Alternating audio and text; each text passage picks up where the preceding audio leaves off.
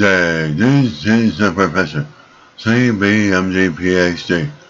It's Sunday, September 3rd, 2023. It is 2:54 and 17 seconds, a.m. Eastern Standard Time. And today's research, breast cancer. So let's jump to it here. Unraveling the long history of breast cancer formation. Date August 31st, 2023. Source, Kyoto University. The mechanism by which breast cancer is formed in the cells of mammalian epithelium has been discovered, although roughly 20 mutations accumulate annually in each epithelial cell until menopause. The mutation rate significantly decreases after menopause.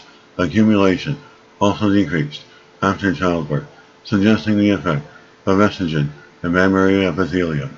Additionally, the results suggest that estrogen influences mutation accumulation in mammary epithelium, which correlates with the discovery of decreased accumulation after childbirth.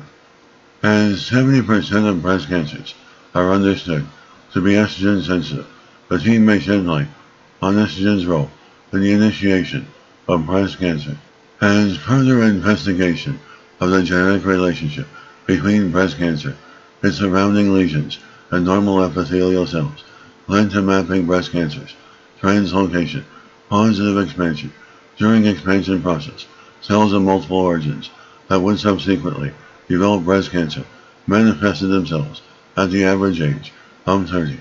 As previous studies have focused on driver mutations, the genetic changes in cells that are already cancerous, leading to abnormal growth, but these findings only paint a partial picture of the process and do not reveal the timing and order of driver mutations or cancer formation.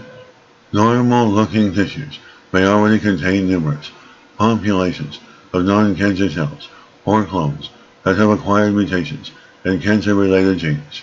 After examining the similarities and differences in the mutations of both cancer and non-cancer lesions originating from the clones, the team reconstructed an evolutionary tree to visualize the unique pattern of cancer evolution.